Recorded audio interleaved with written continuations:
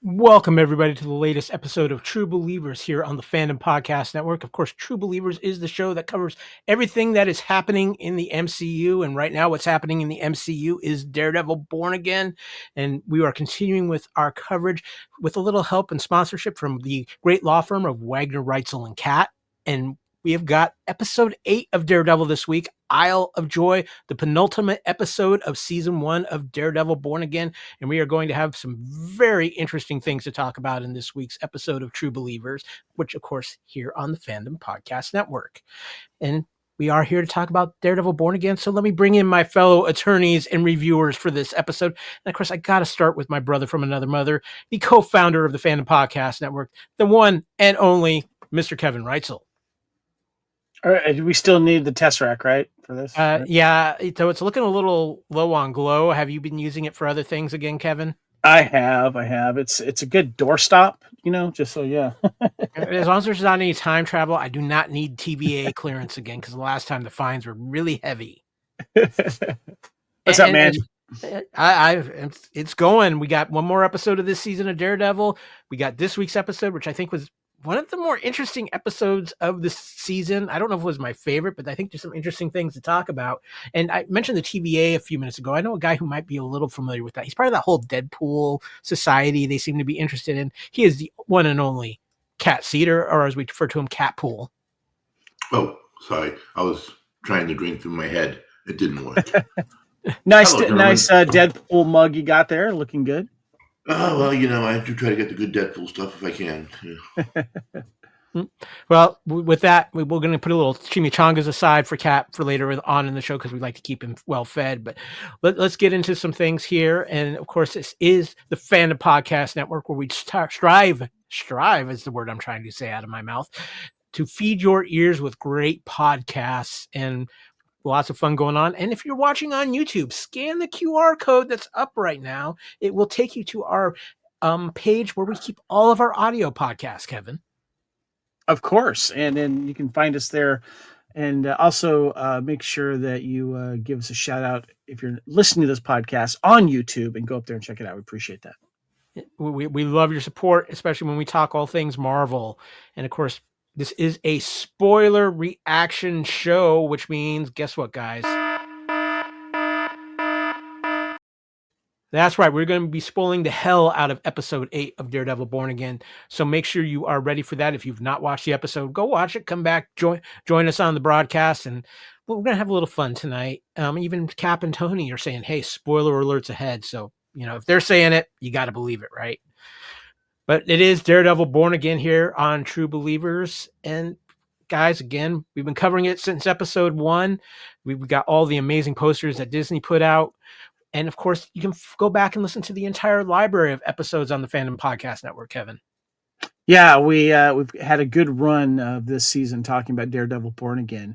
And we've gone all the way up through even the two episode drops from 5 and 6. And then last week's Death of Muse, Art for Art's Sake. Yes. And it has been a fun and interesting ride, that is for sure. And of course, we are here now to talk about Daredevil Born Again, episode 8, Isle of Joy. But before we get things started here too, Kevin, there's a way we do things here at True Believers because we are a MCU show. Would you care to enlighten the people, since you are the holder of the Tesseract right now? That's right. We have different phases that we want to let you guys know about. First phase is going to be the plot description and first reactions and cast comments. And then the second phase will be trivia and Easter eggs and any possible cameos. Phase 3 will be the plot analysis, ties to the MCU, any article reviews. That's kind of like the deep dive in the episode. And then in phase 4, we're going to close out with our final thoughts and maybe even some predictions. Well, guys, with that, let's get things rolling here on True Believers as we are getting ready to talk about episode 8, Isle of Joy. Let's go ahead and kick in some of that Tesseract energy and get into phase 1.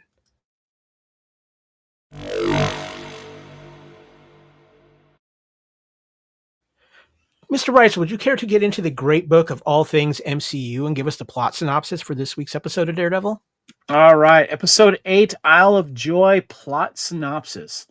Fisk reveals his imprisonment of Adam to Vanessa and gives her the option to free him. She chooses to kill Adam to affirm her affection for Fisk. He then promotes Blake to Deputy Mayor of Communications for his role in the AVTF's public success. Murdock's relationship with Glenn is strained as she expresses her vigilante stance and finds out Fisk is her patient after she receives an invitation to the inaugural black and white ball for the Ports. At the law office, McDuffie reveals Dex has been moved to Gen Pop by Fisk and has requested a meeting with Murdock. While visiting Josie's, Murdock discovers Nelson was celebrating an impending win in his case the night he died. Murdock interrogates Dex and believes Fisk hired him to kill Nelson. While being treated from injuries Murdock inflicted, Dex kills the doctor and guard before escaping. At the ball, Fisk blackmails Duquesne for his secret activities as a vigilante swordsman and attempts to get other socialites to donate to the Port Project. BB interviews Gallo about the AVTF and reveals she is covering Fisk's actions closely due to his connection to her uncle's murder. Murdock realizes that Vanessa ordered a hit on Nelson and confronts her. Before Fisk reveals Murdock's secret to Glenn, Dex attempts to shoot him, but Murdock jumps in front of the bullet and is critically wounded.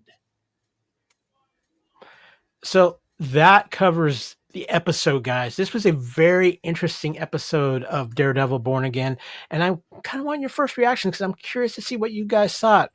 Kat, you haven't chimed in yet this episode very much. What were your first reactions to this episode? I thought this was actually a really good episode. I liked all the interactions. I loved how Kingpin gave Vanessa the opportunity to kill her, I guess, ex-lover now, or let him go. That was really good. The interaction between Bullseye and Daredevil, try this again in English. The interaction between Bullseye and Murdock, there we go, I know I could speak, was really good. Not quite as good as when Murdock and Kingpin spoke in episode 1, but it was still like, ooh. And then, of course, him figuring out it was Vanessa that did it instead of Kingpin. But the absolute shock that I liked, which I was hoping would have been next episode, was Kingpin back in white. Like, So, yeah. What about you, Mr. Wright? So what did you think of this week's episode? There was this scene where he's back at his, Murdock's back at the law offices, and they're representing that guy who's obviously lying, and Murdock calls him out on it and, threatens him that that's perjury if we bring you and you're, in to testify and you're lying. And as he's leaving, his partner, I'm forgetting her name right now, says, "What's going on with you?" And he's very frustrated. And he used the term, "We're babysitting chaos." We're not really doing anything right now. We're not doing anything good for the overall, I guess, picture and stuff. So I thought that was kind of interesting. But of course, the bigger part of this is, and I love it when we get a important scene where all the main characters are together for a reason. And I love it when you have like a big ball and gala type situation where we see in this, and they're obviously there for, a reason, political reasons. But what I like about this one is it's a subtle throwback to mob style backdoor dealing while you're having a party or a quinceañera or a wedding or something like that. And Wilson Fisk, aka Kingpin, back in the white, as Kat mentioned, but fully doing the full-on Don Corleone, taking people into the back, calling people on their shit or, threatening people or doing some dealings. I love that part of this episode. I thought it was really cool. And the fact that we also get Murdock realizing what Foggy was doing or about to do before he got killed, and putting 2 and 2 together regarding Bullseye and Vanessa. So I thought that was interesting. Now, I'm assuming Bullseye is trying to kill Wilson Fisk out of revenge. So I'm kind of curious if there's another thing behind that. So yeah, we'll touch on that later. But I liked it. It was a good episode, and like I said, it's interesting how we now have Matt Murdock, who of course is targeted now by Wilson Fisk for the anti-vigilante thing, but he saves his life. There's a lot of interesting things that went into play in this episode, and a lot of it was psychological. You see Matt going through a lot of things to where, as he's become Daredevil again, his sense of wanting to do the right thing and using his powers when other people aren't quite realizing what's going on. There's several moments where you see him walk without his cane in front of people now, where he's just kind of throwing it out there. You have the reunification of the Kingpin and Vanessa in a very interesting way, where kind of a weird way to renew your vows, I guess, in some aspects of it. But well, at least we now know she's like set it up to kill the mob guy and help Fisk, and that they're together on it. So yeah. And of course, we get the big revelation about Foggy, who was actually behind it, which actually ties into some things in the comics, which we're going to get to in a little bit. It went in a direction I wasn't expecting this episode to go, but I think it really works to set up what's coming. I also like the fact that you see how brutal, even though we don't see them taking down vigilantes, but we see how brutal his vigilante squad is. And we see how the Kingpin has really started to make himself the Kingpin of New York through being the mayor, and how much he's mixing the two now, where you have people are in fear of him again. And what you have the one character, the woman from earlier in the season, who's just terrified to even go into the room with him. What he does with Jack Duquesne, just he's got the fear again. You've got a lot of pieces being moved into place here. You've got one of the things I really liked about this episode was the fact they take BB in a direction where it looks like she's going to be more than this of a prominent player, possibly in season 2, and not just this little social media hype person. And I'm really excited about that. She's obviously there's a lot more to her, and I'm looking forward to seeing when we get into that, which I don't think will be until season 2. But again, very excited about that as well. And of course, the twist at the end, Matt figuring out that wasn't the Kingpin who set up Foggy's death, and then Matt taking the bullet for the Kingpin and leaving on that massive cliffhanger. I think next week's episode is going to be very, very interesting about which directions it goes. You also have Chief Gallo like really not liking his position. What's really going on? Because was it BB talking to him at the party, and trying to really kind of sniff stuff out, and you could tell he's just like he's not having it, especially when the anti-vigilante group is in the back hurting that person, and he's not having it, and which makes me think Chief Gallo's not going to be around. Yeah, well, he's basically had his legs cut out from under him at this point too. So it's. What do you think? He's stuck between a rock and a hard place. Like he wants to do the right thing, but if he does, Kingpin's going to go. Yeah. Well, guys, that's going to kind of write up our initial reactions, but we got some Easter eggs and trivia to talk about. So let's head into phase 2. We got enough Tesseract power over there, Mr. Reitzel? Oh yeah. Okay.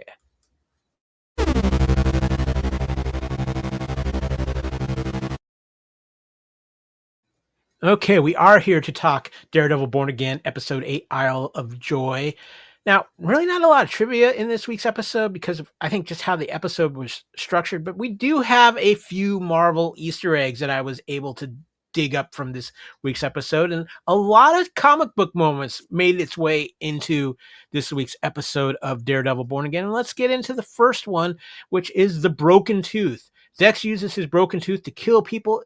Killing people is straight out of the comics. In fact, Bullseye has done this several times, including the non-Daredevil comic book issue Captain America 372. Here we see one of the famous comic panels that it sets it up, and then of course here's Dex with his tooth. He must have huge dental bills. I hope there's a vigilante assassin, really good dental plan here, guys. Yeah, I'll have a comment, but what do you think about this? Straight from the comics. Oh yeah, no. As soon as he leaned his head back, you see the blood, and I'm like, oh yeah, that's right from the comics, because that happened a couple times in the past where he lost a tooth and then he used the tooth to kill some people. I thought this was a good call. I didn't know this was a thing, and I'm glad you got the comic book excerpt there. I was wondering, like, I guess he's good at shooting other projectiles other than bullets. He's supposedly the world's best marksman with anything. Second best in bow to Hawkeye, of course, but still. Nice. That's cool. But he's like Taskmaster with, you give him a gun, he can shoot you. You give him a bow and arrow, he can shoot you. You give him a toothpick, and he can kill somebody from 800 feet away and 30 stories up, which is also in the comic book too, but that's something else.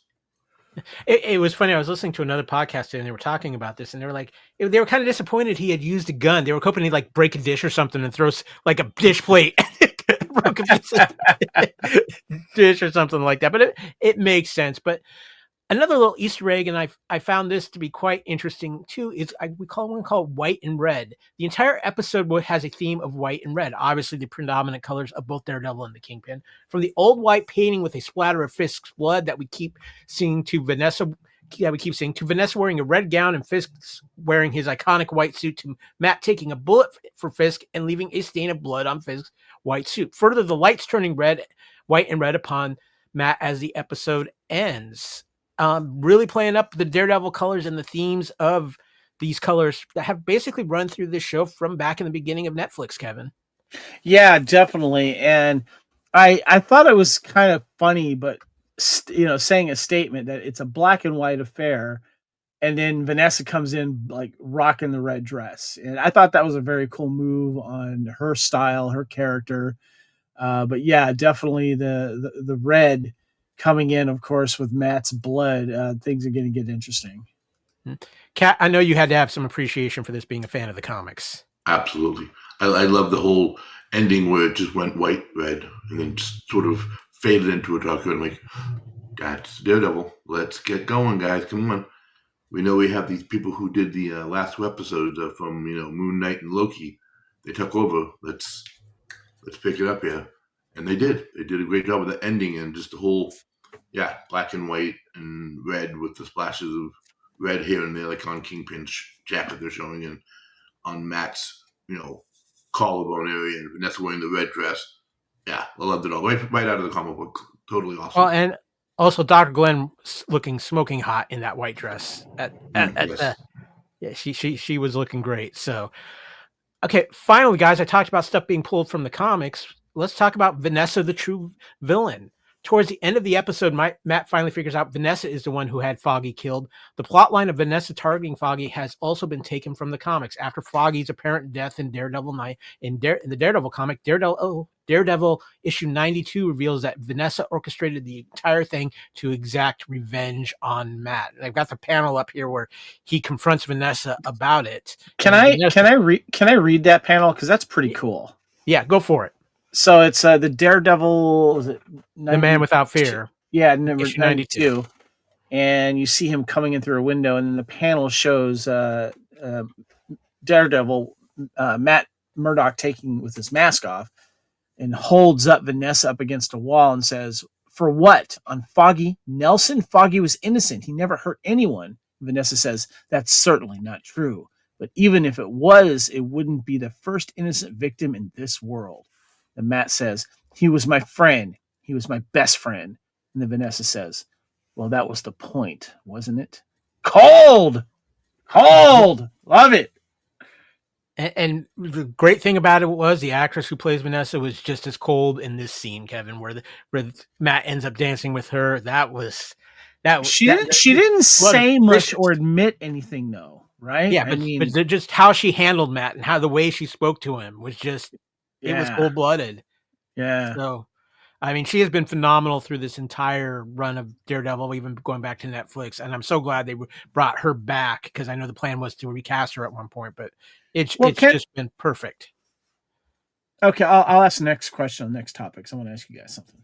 Okay, well, that is going to kind of wrap up the Easter eggs here. Not a lot of this episode, but this episode focused on a lot of things specifically. So with that, guys, we are going to hit the Tesseract one more time and go into phase 3 and hit some of our more heavy plot points.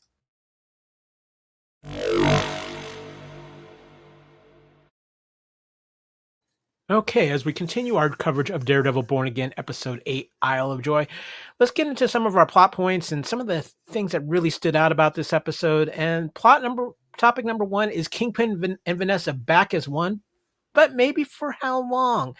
Guys, in this episode, we see Vanessa kind of renew her vows to Wilson by killing Adam and seemingly bringing them back together again. But with the revelation that Vanessa was the one who had Bullseye kill Foggy, and it appears right now that Wilson is not aware of what Vanessa has done. What will that lead to? Because I don't know if Kingpin's going to be real happy that Vanessa had Foggy killed, bringing Matt Murdock and Daredevil back into his life in this interesting way. But I'm curious about both of your takes on the reunification of Wilson and Vanessa in this episode, becoming the true power couple of New York, it looks like, and where we might be headed with this revelation. Kevin, I want to start with you because I know you had a question you wanted to ask. Yeah. So I wanted to ask you. I love this. I'll be honest with you. I love the scene. When he shows. Yeah, I didn't kill him. I just kept him in the bars, and she ends up killing him. And then he kind of reaffirms that I'm never going to keep anything from you again, or I'm never going to leave you again, to Vanessa. That's what Wilson says, and I'm paraphrasing. And so they become this kind of power crime couple, and I love that. So what I want to ask you guys is, first of all, obviously I want Kat, the comics more than anyone, maybe with Kyle. Was this shown a lot in the comics, and is this reflection of this TV series doing a good job with that? Kat, I'll let you answer that. In the beginning, yeah. And as the character grew in the comics, absolutely. They're following tidbits of the comics throughout the years, a little bit from here, a little bit from there, and then they're sort of bringing it all together. What happens in the comics is a little different, but so far they're keeping pretty true to it. Will they keep true to it for the next season as well? Don't know, because there are some, like I said, a few little changes. The whole Vanessa hiring Bullseye to do Foggy, I don't recall that like that in the comics. It was somebody else, if I remember. But again, I haven't read that comic in a dozen years. But as you said, New York's power couple, they're definitely keeping that too true to the comic. But I have a thought, though. Is he wearing lifts in his shoes? Because that's a lot of heel in that shoe there. Yeah. He might just be. I want to add to that because I think it's very interesting with the Vanessa character, and Kat, you can back me up on this. For a long time, the Vanessa character was always ill. She was always sick, and you saw it especially when Kingpin was a more predominant Spider-Man villain. There was a run called Gang War where him getting Vanessa out of New York while this gang war rages on was actually a key plot point in that story. But as Vanessa kind of got healthy again, and we find out that maybe the Kingpin was kind of keeping her sick a little bit, which didn't sit real well with her, she has gained power in the MCU in her own rights, or in the Marvel Comics in her own rights as well. And it showed a pretty cold-blooded side at times as well. She is not someone you want to mess with within the Marvel comic structure. She can carry. She's not afraid to carry and throw her weight around, much like her husband does too. And they've always had a very interesting dynamic over the years that Marvel has done a good job. They're probably one of the better written couples as far as being intriguing, and you don't quite know always the directions they're working in, but at the end of the day, they always seem to be ending up at least back together, working in a common direction. But the Vanessa character has been one that was kind of an afterthought for a very long time, and then they really upped her probably about 15 years ago or so, Kat? About that, yeah. She definitely got as they say in the comics, a power boost. Yeah, that would be the case. Yeah, I'm really liking what they're doing with this, and she was able to hold things down while he was away, and in a weird little way, I think he appreciates her for that. But my question though is this strictly a revenge killing or a killing attempted murder from Bullseye? Because Fisk put him in gen population in jail, or is there something else going on? That's why I'm kind of curious. I think it's Bullseye looking for revenge, because basically there was probably a deal in place to get Bullseye out, and that he maybe set up with Vanessa, and then the Kingpin said nope, I'm sending him to General Pop and making him go away, and it didn't quite work out that well, thanks to Matt kind of losing his mind a little bit. Nice. So, well, guys. That's exactly what I thought too. That Go ahead, Kat. No, that was exactly what I thought too. I was just agreeing with you guys. Real quick before we move on to the next thing, I do want to ask both of you your thoughts. If Wilson didn't know what Vanessa did with Foggy, do you think that's going to have some ramifications between the two of them? Because I don't. That's a pretty bold power play move because of the kind of the truce at the end of season 3 he had a little bit with Daredevil and Foggy at different points. I don't know if Wilson's going to be real thrilled with if Vanessa had Foggy killed Kevin. The time frame is interesting on this, and I don't know it. I'm unclear if you guys do. Wilson was sent away at the end to jail, right? To end Correct. of season 3. So she was in control. So this was a call for her because Foggy obviously was going to do something. He was going to win some case against her or something. So she was in charge. This was her call, is the impression that I'm getting. And so, I don't know if she's going to check in with him every time with any decision that's ever made, because I'm sure that would look very bad with any type of criminal investigation that Foggy might have been going into with her. So she had to make the call herself. Is the timeline seem right on that decision making? It seems like it's when the decision was made was probably when he was away with the Echo show, when he was doing what he was doing with the Echo show. So I think that's when that decision was probably made. So I think that's where it becomes more interesting. But Kat, what do you think? Do you think there's going to be some fallout on Vanessa from Wilson once he finds out the truth about this? Because he will find out. Yeah, I have a feeling that when he finds out, he's obviously not to get on Vanessa because he loves her way too much, which is shown in the comics and the show. But he is definitely going to be pissed, and he's going to beat people up. Not because he wants to beat them up, but because he wants to vent his rage on Vanessa. Will he ever 100% trust her again? As per the comics, I would have to say yes. As per the show, I don't know how they're going to go with the show. The show could change it a little bit. They changed a few things here and there. He might just say, put you on the back burner. You're now like a lieutenant, but you still answer to me. Remember who I am. Something, that kind of something. Yeah, I think you have a good point there. But let's move into topic 2. Matt is starting to lose it. Now, if you have read Daredevil comics or even watched some of the Netflix series, this is a classic trope for Matt Murdock, where Matt just becomes obsessive, becomes his own worst enemy, just starts destroying the world around him. And I think that they are portrayed it very well in this episode. And I think one of the points that I want to make here, guys, with this, I mean, we see Matt basically destroying his relationship with Dr. Glenn by ignoring her, trying to listen in with his powers. We see him walk several times without his cane in front of people. We see him using his powers when he is getting the testimony in their office from the one guy, and he knows he's lying, and people are like, what the heck's going on? Only Cherry really has an idea. And we just see him becoming more and more obsessed with what's going on with the Kingpin. And I want to bring this up as a point too, because one thing to me with this situation is Matt does not have his rudders in his life right now. The people that are in his life outside of Cherry really don't know his history as Daredevil and aren't there to correct him when he starts going off the deep end like Foggy and Karen were.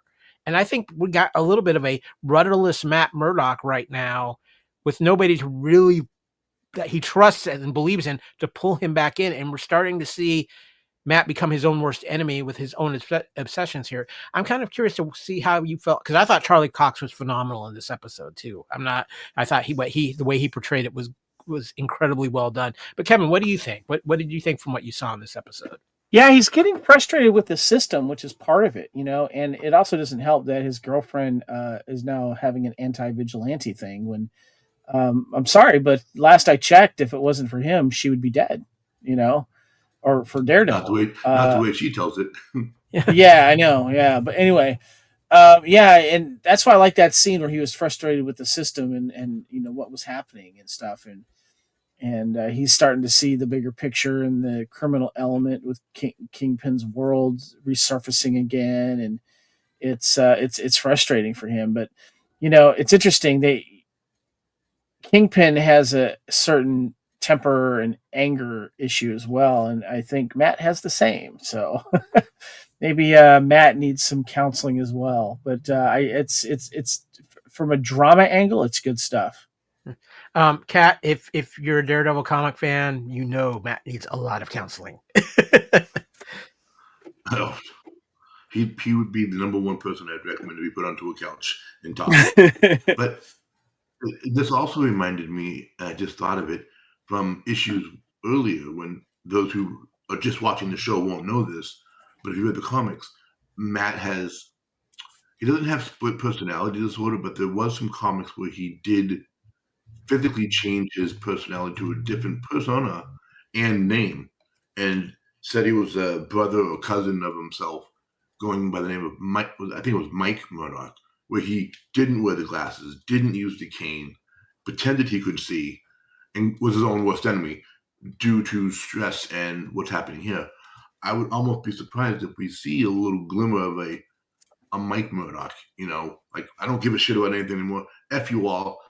I'm going to go up and beat the holy crap out of Kingpin for doing what he's doing, yada, yada, yada. Just if I remember correctly, too, there was a run in the comics, especially when Matt was wearing that black and silver armor, and he was actually not going by Matt Murdock. He was going by like Jack Batlin or something, like kind of a tribute to his dad.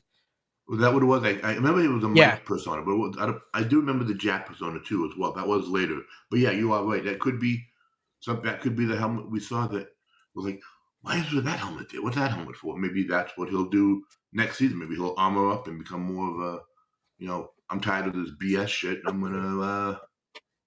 Well, I have seen some pictures out there of Matt wearing the black Daredevil costume, so I think that there's definitely a turn to a darker side of Daredevil coming in season 2. But I want to get into the third topic here, guys, because this is the one that actually has a lot of people talking, and the topic is Matt takes the bullet.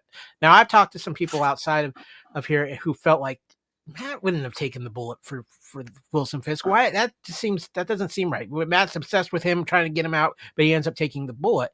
And I found an interview with Brandon Davis, the Daredevil Born Again directors Aaron Moorhead and Justin Benson, explain how they reached the idea of ending episode 8 on a vibrant red shot of a dying Matt Murdock. According to Moorhead, the original idea was to tilt the camera up to show religious iconography and as a metaphor of Matt's soul leaving his body. Since the shot was logistically unfeasible, Moorhead and Benson chose to play with the lighting, connecting episode 8 to Daredevil Born Again's episode 1's final shot, where the red lighting consumes Matt Murdock as he defies Wilson Fisk. Knowing the mayor invited Heather Glenn to intimidate him, Matt Murdock is angrier at Wilson Fisk than ever during the ball in Daredevil Born Again, episode 8. And the realization that Vanessa Fisk ordered the hit on Foggy only made Matt lose his temper more. Yet right when Matt is ready to attack Fisk verbally or physically, Bullseye's sniper shot convinces Matt to change his mind and save Fisk. Matt Murdock's split-second decision to save Wilson Fisk encapsulates Daredevil's moral compass. Regardless of Fisk's actions in history, Matt sacrifices his well-being to avoid an untimely death. They talk about some other things with the lighting here. I'll get into in a minute, but just that alone, is that what is happening here? Is Matt's still struggling with his moral compass, and he can't let the Kingpin be killed in cold blood? Was that what you were getting out of that, Kevin? You're shaking your head over there. Yeah, I think he's smart in realizing he needs to play the long game here, and I think this could have been a political move, not just to save him, but to bring Matt into the public eye, and maybe the other people that Fisk is trying to influence or change their minds about vigilantes. And if it were to come out that if he were to let the secret out that Matt is Daredevil, what did Matt just try to do? Try to save Wilson Fisk. Yeah. So that's what I was thinking. I think that could be a little bit of part of it, and I think that's something we'll find out in the next. That's going to make him doing that's going to keep the secret a little bit longer. Yeah, I think so. Kat, what do you think? I had my thoughts were I saved you, you owe me one. Yeah, it's kind of the same thing, right? Right, Kat? Yeah. Of like, you owe me. Don't tell the world who I am. Don't tell them. I saved your life. You owe me. Yeah. Leverage. What do you think? What do you think, Kyle? I think it's a little bit of both. I think Matt is definitely using it to play an angle, but I also think there's a little bit of his own moral compass in there about not letting somebody be killed in cold blood. And I think that that's something Matt has been struggling with, and they really showed that in this episode. But it's going to be curious now that he's had a near-death experience, what's going to happen. But I mean, and you brought the picture up, and I'm glad you did, Kevin, because I want to talk about this extra part of here, because Daredevil's Born Again's blue and red lighting is in addition to its character's lore. Benjamin Poindexter's blue lighting seems to kick in when his Bullseye alter ego awakens, and Matt Murdock's red lighting appears when he lets out his Daredevil persona. Of course, at the end of Born Again episode 1, the red light symbolizing Matt Murdock's wish to wear the Daredevil cowl again to confront Wilson Fisk. At the end of Daredevil Born Again episode 8, the same red lighting represents Daredevil's selflessness. But we brought up that picture of Bullseye, Kevin.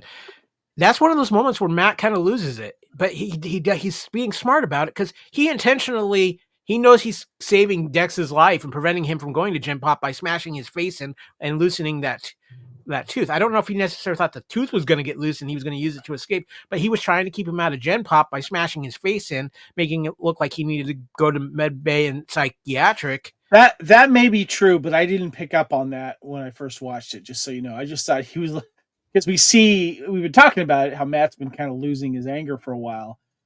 But now that you say that, it definitely feels that way. Yeah. Well, I still think there's a lot of anger in there, but at least it was pointed with a direction of anger. Yeah, because he makes that comment too when they come in saying, he hit himself against a thing, you better take him to the doctor or something like that. So, yeah. Kat, what do you think? I was like you. I wasn't thinking. I wasn't sure if they're going to do the tooth thing, but I definitely agree that he was trying to save him. As much as he hates Bullseye for what he did, he does have that moral compass, like we've mentioned a few times. That's why he wouldn't let the Kingpin be killed. He is a good guy in his own way. He doesn't want people to die innocently. He's kind of like, die of old age, but if you die this way, I'm going to try my best to save you, which is, I think, the reason why he actually jumped in front of it. I'd be more surprised of the next episode with his girlfriend going, how do you see that? Besides him saying, I'm a good lawyer, maybe he'll finally tell her who he really is and go from there, which may or may not change why she was so, adamant and why he was so pissed about going to this event. But we'll see when it comes out next episode. Damn comics. There's one more thing here, because since we're talking about Bullseye, Daredevil has been associated with red lighting and set design since the very beginning and Netflix Daredevil season 3 used blue hues mostly for Benjamin Poindexter scenes as a nod to Bullseye's classic blue comic costume. Daredevil Born Again could have used the same approach, but instead directors Justin Benson and Aaron Moorhead decided to go one step beyond and double down on the red and blue colors to underscore Matt Murdock and Benjamin Poindexter's Daredevil and Bullseye alter egos. If not in Daredevil Born Again episode 9, Daredevil and Bullseye's feud could evolve in Daredevil Born Again season 2. I think this is a very distinct possibility here, where Bullseye is a big part of season 2 of Daredevil with what's happened. And I'm kind of getting, as far as the Bullseye side of it, do you think Bullseye is going to be more heavily involved going forward in Born Again here at the end of season 1 and into season 2? Kevin? I would think so. First of all, he's going to have to escape this scene here where he's, meant to shoot Kingpin, but shoots Matt instead. He'll have to escape, I assume, because obviously, if there's a revenge factor there, if you think about it, in a way, if Bullseye's smart, he doesn't want Daredevil dead, especially after Daredevil gave him the opportunity to escape prison, by knocking his teeth out, and then he ends up using that to escape. So, it's interesting. He is definitely important for future episodes of this in the next season. Kat, of course, you are very familiar with the eternal conflict between Bullseye and Daredevil from the comics. Do you think Bullseye is going to be an important part of season 2? 100%. I don't see any reason why they wouldn't continue using his character. Draw Punisher, use Bullseye to try to kill someone that he may love, do that whole scenario. But yeah, I know we're going to see Bullseye either in the next episode or we're going to see him in the next season. He will be back. And personally, his costume I thought was black and white. I don't remember it being blue. Yeah, no, I remember seeing it as blue too. It depends on the artist, but I've seen a blue rendition of his costume as well. So I may have. I just remember the black being the primary thing. Yeah. So, well, with that, guys, that is going to wrap up our third phase as we head into the final phase of this episode of True Believers. Kevin, give that Tesseract rattle for me? Oh, here we go.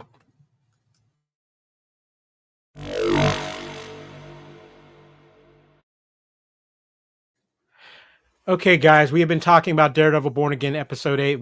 We're heavy in the spoilers in our reactions to it. But guys, we are entering phase 4. So it's time to give our final thoughts and what we might be seeing in the season 1 finale of Daredevil Born Again. I can't believe it's here already.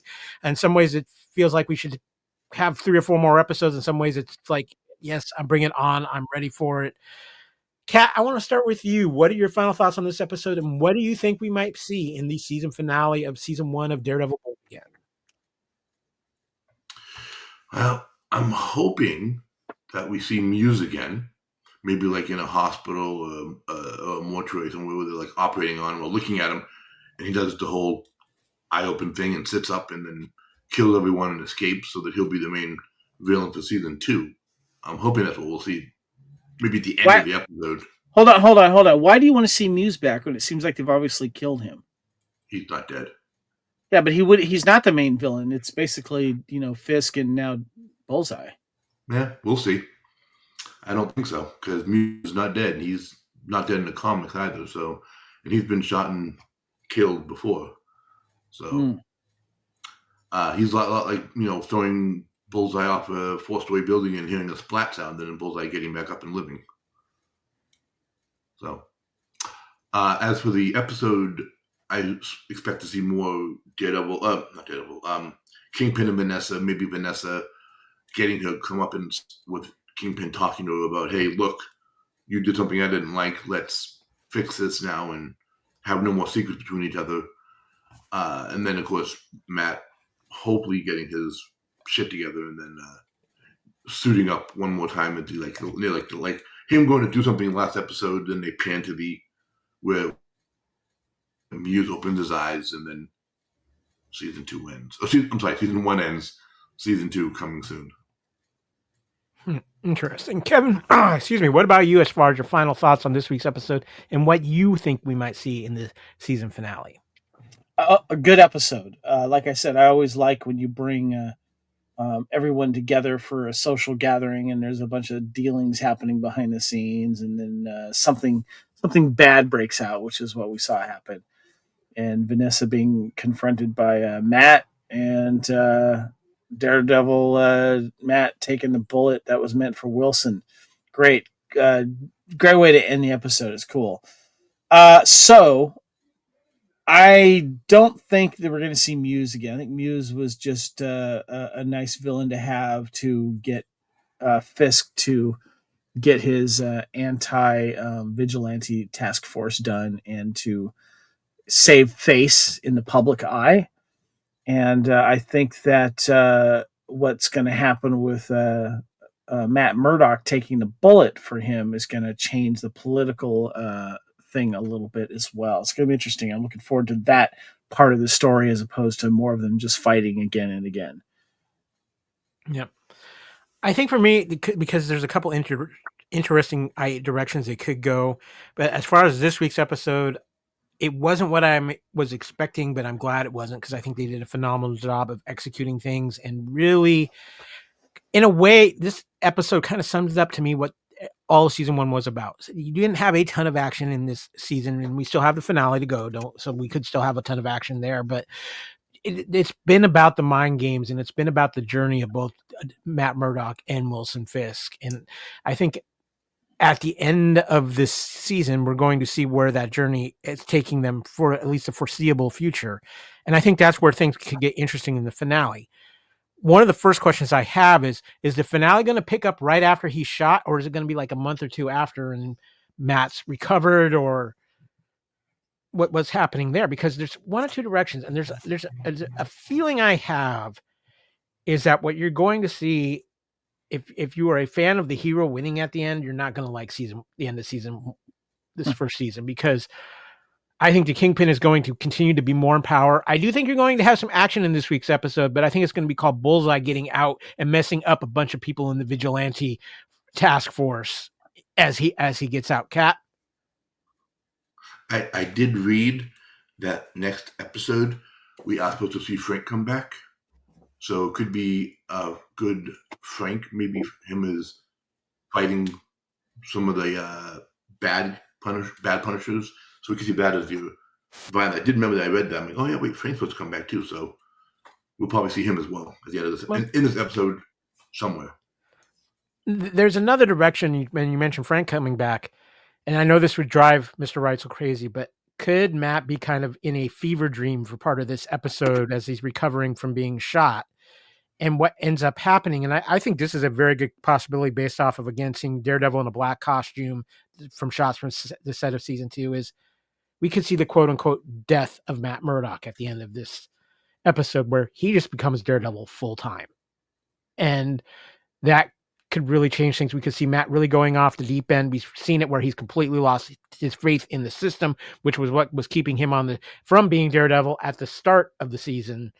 And maybe that's the born again aspect for Matt Murdock, is he's finally given up in the system and he's become Daredevil completely. And that's what's going to lead into season 2, is Daredevil versus the Kingpin.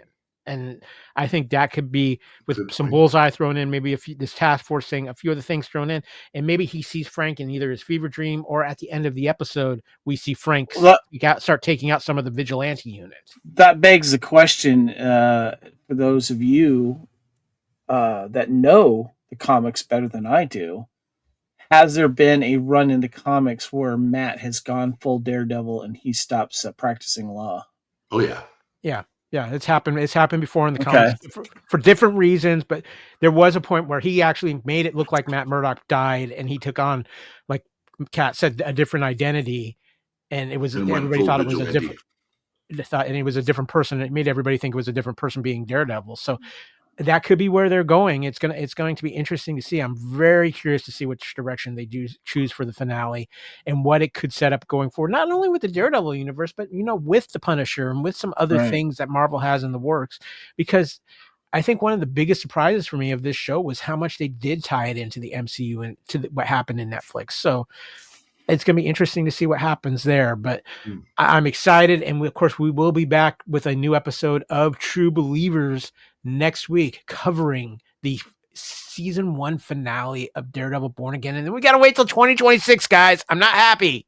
Too long. Come on, guys. But I want to thank everybody out there for listening to this episode of True Believers as we continue to talk there. Yep. 2026. As we continue to talk about Daredevil Born Again, of course, True Believers here on the Fandom Podcast Network, where we feed your ears with all kinds of wonderful podcasts, and we hope you check them all out, whether it's on the YouTube channel, on one of the many podcast catchers that is out there. And of course, you can follow all of our amazing social media groups, whether it's on Facebook, Twitter, Blue Sky, whatever, so many things out there. And of course, too, Kevin, you are the master of the QR code. You've scanned it multiple times on shows here on the Fandom Podcast Network. So it works. It works. And of course, it will take you to our main fpnet.podbean.com page, where you can find all the audio podcasts of the Fandom Podcast Network and listen for hours as we talk about all of our favorite things in different fandoms. And of course, like I said, our social media presence, including our newest presence on Blue Sky at FanPod Network. We are loving things over at Blue Sky. We're having a lot of fun over there, but we have fun with all of our social media interactions as well. And of course, too, individually, you can find me, Kyle, at on Facebook, Kyle Wagner. You can find me on Twitter at AKyleW. You can find me on Instagram and Threads at AKyle Fandom, and you can find me on Blue Sky at AKyleW. Kevin, where can people find you on socials? Find me on X, Instagram, Threads, Discord, and Letterboxd at Spartan_Phoenix, and on Blue Sky at Spartan Phoenix. And Kat, when people put out a little catnip, where can they find you? Ooh, under the bed, sniffing that like crazy. Sorry. Facebook, Blue Sky, X, I guess it is, at StaticCat1. And what is Thread? Threads. Another platform that I know about? Spin off out of Instagram. But, okay. too, well, speaking of Threads, Kat, We got some threads out there on our TeePublic store. Go to tpublic.com, look up the Fandom Podcast Network or any of the great shows on the network, and you will find the gear of the Fandom Podcast Network on TeePublic, whether it's t-shirts, hats, mugs. They also sell hoodies, phone cases, laptop cases, pillows, tapestries, rugs, all of it right there on tpublic.com. And I'm not going to lie to you people out there. We love you, but we do get a little kickback from those sales. It helps us keep the Tesseract powered up. We like to see it really glowy, but not too glowy because it kind of makes Thanos appear, and that gets a little snappy and things just don't go well. And I lost a Dustbuster, so I'm just saying. But yeah, check out tpublic.com. The link is up there on the screen if you're looking there. We do again appreciate all your support of not only the True Believers but everything on the Fandom Podcast Network.